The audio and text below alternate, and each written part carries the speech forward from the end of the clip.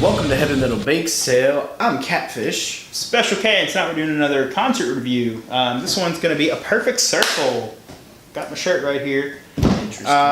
Man, what a polarizing show for me. Like, it was all over the place for me, man. A lot of highs and a lot of lows. I saw it was literally yesterday when I saw him. I'm still on the fence about the whole experience. Like, I really enjoyed the time that I had with my wife. So anyway, first thing I'm going to talk about is it was at Rupp. All right, Rupp Arena is a pretty big place. It's what, twice the size of like the Palace or something like that. Yeah, something like that. Yeah. So we get there, and I get there. We kind of get there a tad bit late, but not anything crazy because it's in Lexington. It's a few hours away from where we live. I didn't know too much about the openers, but I always like to give them a chance before I judge them. I want to listen to them. Mm-hmm. Unfortunately, the SEC championship game was the same day. So you figure that entire town, Lexington's a college town, so all those people were at the college football game. Mm-hmm. So there were only 2,200 people that showed up to Perfect Circle. It was less than half. The stadium was less than half filled, which is not good. Mm-hmm. So when the opener went on, the two openers went on. There was not even. Oh, I don't know, not even maybe 1,200 people max, not even that there, and to get on the openers, the first opener was Nightclub. They're like the way you were describing it, it just sounds like an EDM, like they're just like an EDM pop group. With a female vocalist. It's a two-piece. But it's mostly just her a DJ making beats. It's a two-piece. I don't consider it a band because MacBooks aren't instruments. So I don't care what anybody says. That's an interesting debate for later. Yeah, MacBook is not an instrument. Anybody can get on a MacBook and steal people's songs. But like, it had this big dude. He was doing the DJ stuff, and there was a girl singing. So we made it just in time for those two to go on stage. So they come out, they're doing their thing. I'm like, all right, let's give them a chance. And I'm sitting next to this really awesome older couple. They're like my parents. They're in their 50s. Mm-hmm. So they're my parents' age. They're really, really awesome people that were sitting next to us. So they go on, and they finally went on stage. They started. Right off the bat, the music's very electronic, which is a turn off for me. And then I didn't see any guitarists or anything like that, so I was like, oh, okay. So the first thing she does is the female, I don't know her name, I'll probably be honest, I'm not going to look it up. She came out, and the first thing she did, she's wearing some like a cut off like black shirt and then like really short skirt, like black skirt, and so the first thing she does is go in the middle of the stage and proceed to start twerking and shaking her ass, which for that crowd is probably not. None of them were into that. So right when that happened, I kid you not, the few people that were sitting there got up and left. They straight up walked out in the hall, went and got beers, and didn't come back. Like the couple that was sitting next to us, she's like, "Yeah, I'm done." They walked up and left, and that was a lot of shaking and gyrating and whatnot. I sound like an old man saying this stuff, but like there's damn kids in there. It was they're inappropriate dancing. It's a time and a place for it. I don't know this. No, I just feel like that crowd wasn't into it, and I want to save my seats. I was front row. I was literally 3 rows from the very front. Mm-hmm. So I was 12 feet away from the stage max. So it was like right there, and I'm looking at my wife. She's looking at me. She's like, "Do you like want to go away from here?" And I was like, so she's super uncomfortable. Yeah, she was. So we're looking around because we're not enjoying the music. So we're looking around, and there's this one guy in the audience. Clearly, he came from the UK game. He's wearing his UK gear, and he was sitting there. He was getting it, and he was the only person in the entire audience. So probably still drunk. So this band was pretty much singing for him, and they were focusing on him the entire time because he was the only guy there enjoying himself. They were not. For the type of band that A Perfect Circle are, they were not a good fit for an opener. Mm-hmm. Like I'm sure Maynard or Billy Howardale probably enjoy like those groups, or they had their friends or something, but they were not. It was not a good opener. How long ago? Because I know Lennon Claypool Delirium were supposed to be the openers for that show. How long ago did that drop out and they get replaced? It wasn't officially announced that they were going to be the opener, but there was a lot of talk that they were going to open for them. Oh, okay. It was a social media thing, and then Primus extended their tour And the Lennon Claypool Delirium is coming out with a new album. So none of that was released until like they're still like touring right now. Lennon Claypool Delirium just started their tour. Gotcha. So they're gonna do that. So I guess that's probably why, because the new album and all that. But I think they might be a little bit. Lennon Claypool Delirium might be a little bit too big to open for a Perfect Circle. And like I said, this crowd was. They were all. Cause I was in the front row, so everybody's really wanting the Perfect Circle. So anyway, the first opener, Nightclub, not good. So, but I sat through her entire set. She played 6 or 7. They played 6 or 7 songs. The DJ was kind of in the back. You didn't really see him. It was mostly the front woman there. No, not good. So, I like I said, I gave him a chance. Couldn't do it. And the next band was Tricky. I knew virtually nothing about them. I did try to look up one of their songs. This guy, the lead singer, supposedly did a lot of collaborations and stuff, and was maybe a producer or something in the 90s or something. But anyway, it was very interesting, kind of like avant-garde, arty kind of music. Is it like pop music, rock music? Like, how would you describe I've never. Tricky was. I did not. They were better. They were better than Nightclub. So they come out. You see, there's a guitar sitting out there, and they have a drummer. So I was like, okay, guitar and drummer. There wasn't any keyboards. So then you see this. They're a male lead singer, and you see a female lead singer. The female lead singer is dressed like she just came from a gym. Okay. So she's like got her yoga pants on and like a long sleeve It looks like a just some random business, some local business shirt or something. Mm-hmm. And then the lead male singer is clearly on heroin or something. Whew. I can't verify it, but there was a lot of clothes taking off. There was a lot of that in the first 2 shows. I wasn't really into the whole taking your clothes off and gyrating and whatnot. Mm-hmm. I still sound old as shit. But anyway, so they went on. The first 2 songs were bad. It was a lot of, he was just kind of humming and making noises. And I was trying to figure out where the sound was coming from, because he was doing this weird singing thing. The drummer was mediocre at best. Their guitarist was decent.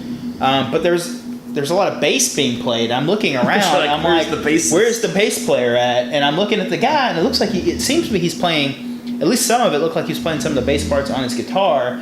And I was curious if he had like a Scott Lucas kind of setup, because he was playing his top 2 strings, which I know in Scott Lucas's setup he has a bass pickups in him to do the bass pickups. I'm not sure, maybe he was doing something along that line. I couldn't get a good look of his guitar because this band kept the lights. You could barely see them on stage. Like, they purposely did it. The lights were so dim that you couldn't make out any of their faces or anything, so I couldn't tell.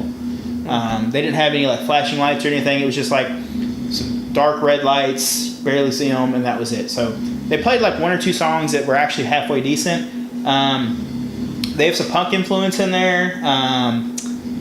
Lyrically, they were weird, and there was a lot of just repetitive. Like, there's one song where the dude just said like "pain" for like 5 minutes, and that was it. Bruh. So Radar is not, for those who are wondering, what that droning noise is. It's not droning. It's a bear. We're gonna have to poke him with a stick. All right, we're not camping, we promise. Yeah. So on to Perfect Circle. So Tricky was, they weren't unenjoyable, but I didn't like. I think they're below average in our rating scale. If I had to rate them, they would be below average. They're still much better than Nightclub, but because they didn't have the MacBook instruments. But like I said, their drummer he was not good either. So he was mostly just there to keep a beat and was behind. So anyway, on a Perfect Circle, so they actually took a significant amount of time to come on between concerts, which recently in the past few years, I feel like, the time between bands to go on has been about 10 or 15 minutes for most groups nowadays. Back, in the early 2000s, when I went to shows, it was like an hour between fucking bands. Most places I'm at usually takes about 30 minutes. Yeah. So 20 to 30 minutes. They took a little bit of time to get on, which is fine. They come on. I'm not too familiar with their new guitarist that replaced James Iha. I didn't do any research beforehand, to be honest. Their drummer is the same drummer that's in Pussifer. Obviously, the leader of the band and the creator of the band is Billy Howerdale and Maynard James Keenan, which, Maynard James Keenan is Tool and, Pussifer and the winery and all that all cool stuff he's got. Tool fans and like Maynard fans are very hardcore. Like, they have a very hardcore way of like liking the music. So I saw more Tool shirts there than I saw a Perfect Circle shirts. Mm-hmm. So that's an interesting. So you think they were going because it was Maynard's side project? And I can tell a lot of people were kind of disappointed at this show. Now I'm going to start out saying I'd mentioned with Tricky the lights were very dim, and with the Perfect Circle once they came out, not only were the lights so dim that you could really only make out Billy Howerdale's face, which is their lead guitarist, and he was up in the front. Maynard James Keenan was in the back, the lead singer, which is odd. Next, he's like the drummer is farther up than he is. Interesting. So he's in the back, setup, I suppose. Which I've seen this before. He's in the back. He's on a pedestal. No light on him at all. Like you can just make a shadow.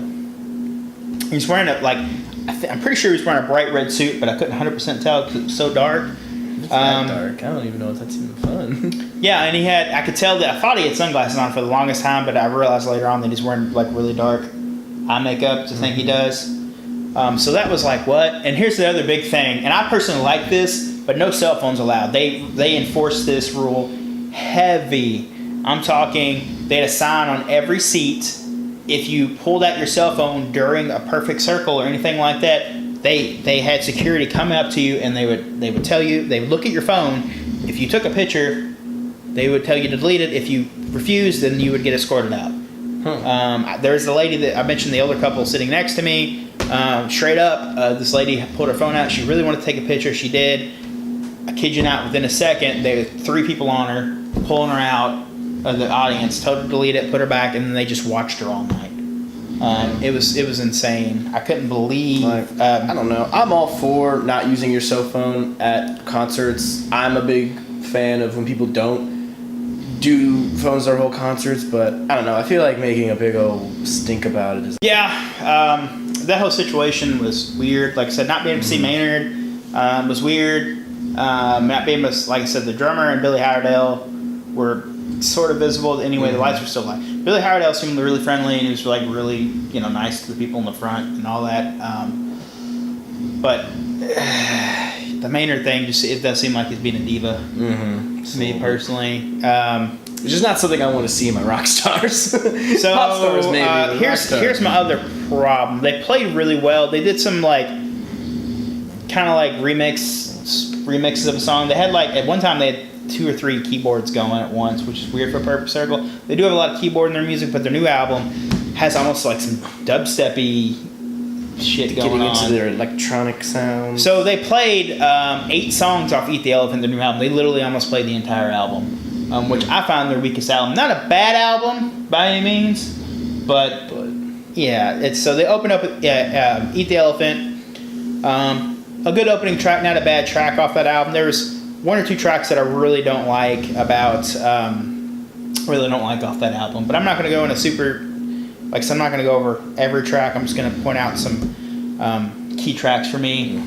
There wasn't really any banter. Like there was one point where Maynard said, "There's some crazy shit going on in the world. Take care of your fellow man when you're leaving." That was pretty much it. Sounds profound. Yeah. So they did play one cover.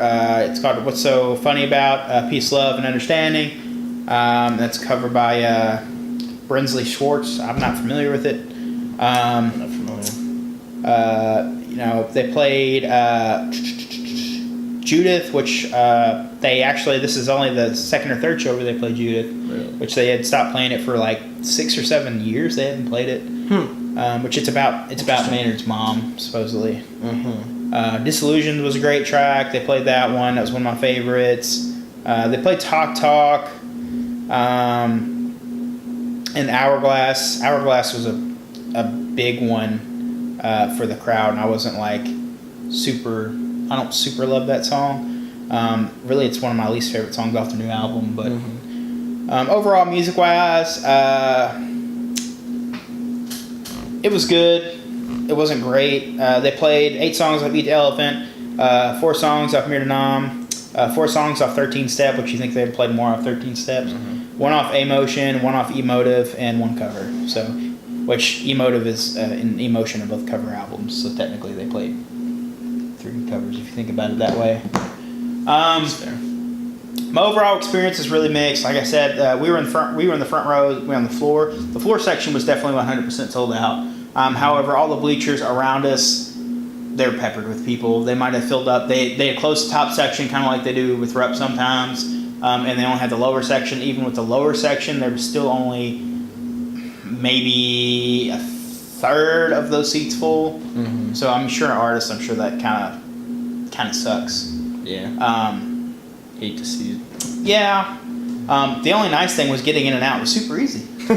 Like it was. Well, I mean, with the Kentucky-Georgia game going on, that was a big event. Oh, I know. So overall, honestly, with the Perfect Circle, I didn't overall enjoyed myself. Music was good. Openers were horrendous, not good.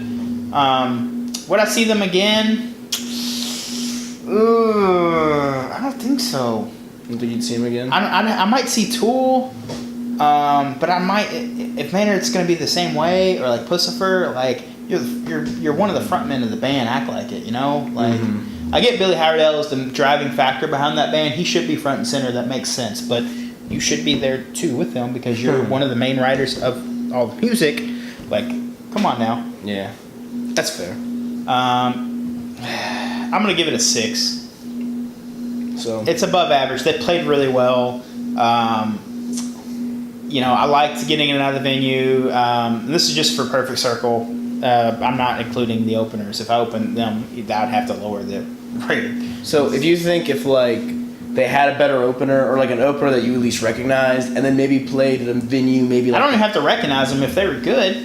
But even if they, for argument's sake, if they're something that you at least vaguely recognize, and you're like, okay, someone that you'd be willing to go see, and then maybe if they played at a venue like the Palace or something smaller than Rupp Arena, that had maybe like a bigger crowd reaction, you think it would have been a little bit better, or was the whole Maynard being kind of a diva? I don't know if part of the fact that he wasn't necessarily being a diva, he was just being a diva. I don't know if even him playing a small, even a sold out arena, if that would have helped at all or not, because there's no way to tell because you can't see any of their shows online, so it's which is not not a bad thing, but I might look on the internet and see other people's experiences, or if you've seen a Perfect Circle or Tool or Pussifer, any of Maynard's other projects, let us know in the description, or the comments, what if he was being like that at other shows, because like I said, this is my first experience seeing a Perfect Circle and seeing a show with Maynard in it, and like I said, I've seen hundreds of shows. This just was a first for this, and it was just I spent a lot of money on these tickets, so I was kind of disappointed. It's understandable. Yeah, it just wasn't cool. All right, well, that's been our episode. If you'd like to see us review any other concerts in this, let us know in the description. I'm Special K. And I'm Catfish. Thanks for watching.